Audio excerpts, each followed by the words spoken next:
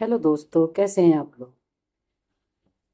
आज किस टॉपिक पर बात करें। मुझे तो समझ में नहीं आ रहा था क्योंकि घर जिसने 50 साल की उम्र जी ली है उसको बहुत सारी प्रॉब्लम झेली होती हैं और बहुत सारी गलतियां की होती हैं। तो मन तो बहुत करता है कि सारी गलतियां जो हमने की हैं उन सबको बताया जाए, जिससे जो नई जनरेशन आ रही है वो गलतियां ना करें और उनका टाइम वेस्ट ना हो, क्योंकि लाइफ बहुत छोटी है। और हम, जैसे मेरा सोचना ये है कि शायद हम बहुत बड़ा कुछ करने के लिए यहाँ पर आए हैं। कुछ नहीं है तो कम से कम अपने एक्सपीरियंस, अपनी प्रेजेंस तो सबको दिखाएं कि हाँ हम भी इस दुनिया में आए हैं और हमने भी कुछ किया है, या हमारी लाइफ की भी कोई कहानी है। तो उसी बात को लेकर मैं एक बहुत ही कॉमन बात पर बात करूंगी, कॉमन चीज पर। जैसे कि अक्सर हम घर में अपने बच्चों के लिए, अपनी फैमिली के लिए, ऐसा नहीं है कि हस्बैंड वाइफ के लिए, वाइफ हस्बैंड के लिए, या पेरेंट्स बच्चों के लिए, या इन लॉज अपनी बहू के लिए, नहीं नहीं, कोई भी किसी के ऊपर ही हावी सा हो जाता है। मीन्स वही बच्चा, वही पेरेंट्स, या कोई भी एक एक पार्टी जो होती है वो एक एक दबाव महसूस करती है हर टाइम पर। और वो कॉन्शियस रहती है, अपनी फुल एनर्जी के साथ लाइफ को नहीं जी रही होती है। तो जो भी बंदा फैमिली में इस तरह की जिंदगी जी रहा होता है कि अपनी एनर्जी को दबा रहा होता है कॉन्शियस होने के चक्कर में, मतलब अगर जिससे वो कॉन्शियस हो रहा है वो उसकी मदर हो सकती है, वो उसका हस्बैंड हो सकता है, उसकी वाइफ हो सकती है, कोई भी हो सकता है।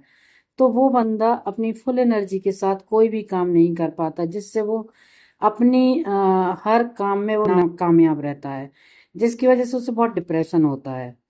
और हम उस इंसान को पता भी नहीं होता कि हम किस दबाव की वजह से मेरी, क्योंकि मेरा ये मानना है कि कोई भी इंसान अगर फुल एनर्जी यूज करके अपना काम करता है, अपना 100% देता है, तो कुछ भी इस दुनिया में ऐसे सीखने की जरूरत नहीं है। हमारे एक क्या होता है ना, जन्म से ही बहुत सारी चीजें ऐसी हैं जो आपको भगवान ने दे के भेजता है। लेकिन बस वही है, ये सारे समाज के जो बंधन है, जो फैमिली की प्रॉब्लम्स हैं, या जो भी, कौन सी चीज, कौन सी सिचुएशन, कौन सा बंदा तुम पर हावी हो जाएगा जिसकी वजह से तुम्हारी एनर्जी लॉस होती रहेगी, ड्रेन होती रहेगी, और आपको पता भी नहीं चलेगा कि मेरी एनर्जी कहाँ ड्रेन हो रही है, किसकी वजह से मेरी ड्रेन हो रही है। जैसे बहुत सारे बच्चे होते हैं अपने पेरेंट्स के साथ ही कॉन्शियस हो जाते हैं। अगर पेरेंट्स वहां पर प्रेजेंट होंगे तो वो खुलकर बात नहीं करेंगे, खुलकर काम नहीं करेंगे। वो कॉन्शियस रहेंगे कि मैं कुछ गलत ना बोल दूं, मैं कुछ गलत तरीके से ना बैठ जाऊं, मैं ऐसा ना, नमस्ते नहीं की तो मेरे पेरेंट्स टोक देंगे। तो मुझे लगता है इस सब चीजों का जो रीजन है वो यही है कि जो हम छोटी छोटी बातों पर बहुत टोका टिप्पणी करते हैं, तो उस बंदे को ये पता चल जाता है कि मेरी हर चीज को नोटिस किया जा रहा है। मैं बैठता हूँ तो नोटिस किया जाता है। इसलिए आपने बहुत कॉमनली देखा होगा कि जो बहुत हम बड़े लोग हैं, जैसे कि फिल्म इंडस्ट्री वाले हैं या बहुत अच्छी जॉब वाले हैं, उनके बच्चे ज्यादा अच्छा कर लेते हैं, या फिर बहुत सारे जो बिल्कुल गरीब होते हैं जिनको अपने बच्चों की परवाह ही नहीं है, वो बच्चे बहुत करेंगे तो एक्सट्रीम पर अच्छा करेंगे, क्योंकि उनको हर बात पर कोई नहीं टोका टिप्पणी कर रहा होता है।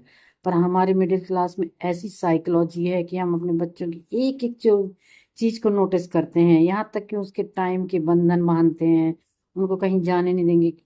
हर टाइम पर ही दिखाते रहते हैं कि अगर हमने इनको टोका टिप्पणी नहीं की, अगर हम इनका ध्यान नहीं दिया तो लोग सोचेंगे हम अच्छे पेरेंट्स नहीं हैं। यानी कि तुम अपना जो समाज का आपके ऊपर दबाव है वो अपने बच्चों पर डाल रहे होते हो। इसी तरह से जैसे ही बहू घर पर आती है तो इन लॉज को लगता है कि हमें अपने अपनी बहू को अपने घर के तौर तरीके सिखाने हैं। तौर तरीके तो छोड़ो, फिर बहू उनको भी छोड़ देती है, मतलब। और फुल एनर्जी के साथ जो वो अपनी जिंदगी में सपने सजोती है, जो अपने सपने लेकर आती है, वो कुछ भी पूरे नहीं करती है। लेकिन बहुत सारे घरों में होता है जो अपनी बहुओं को बहुत छूट देते हैं, मतलब उसको एकदम ऐसे फील कराते हैं कि तुम ही सर्वो सर्वा हो, तो वो बहुएं बहुत अपनी फैमिली को आगे ले जाती हैं। तो किसी को आगे ना बढ़ना, हर बंदा, हर इंसान ये सोचता है कि मैं आगे बढ़ूं, अच्छा कुछ करूं, दुनिया में मेरा भी नाम हो, मेरे नाम से भी लोग जाने, लेकिन नहीं कर पाते, मोस्टली लोग नहीं कर पाते। उसके पीछे का रीज़न यही है कि जो हमारे मिडिल क्लास लोगों के बीच में टोका टिप्पणी, इसकी बातें उसकी बातें, अब हम घर में बैठ कर बातें करते हैं, अरे उसका बच्चा तो पढ़ता नहीं है। हम ये नहीं फील करते कि ये चीज़ हमारा बच्चा भी सुन रहा है। तो ये बच्चा ये नहीं उसके कॉन्शियस माइंड में जाएगा कि कल को मेरे बारे में इसी तरह की बातें होंगी।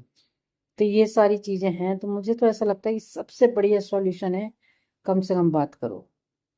बात ही मत करो, मतलब आपकी 80% उलझने ऐसे ही खत्म हो जाएंगी अगर कम से कम बात की जाए। क्योंकि शांत जानते सभी हैं कि क्या बात करनी चाहिए, क्या नहीं करनी चाहिए, कहाँ तक टोकना चाहिए, कहाँ नहीं टोकना, लेकिन हम अपने आप को कंट्रोल नहीं कर पाते हैं। इस तो सबसे बेटर है कि ना रहे बांस ना बजे बांसुरी, कम से कम बात करो। जितनी ज़रूरत की बात है उतनी बात की जाए, तो किसी का किसी के ऊपर कोई इफेक्ट ही नहीं पड़ेगा। जो जैसा नेचुरल लेकर नेचर ने उसको जो लेकर वो पैदा हुआ होगा, जिस तरह की एनर्जी वो आगे जाएगी, और कुछ ना कुछ इस दुनिया में अच्छा होगा या बुरा होगा।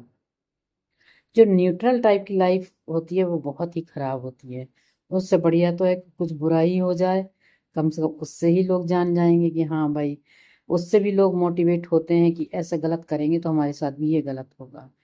तो आप लोगों को क्या राय है इसके बारे में, आप भी बात बताएं।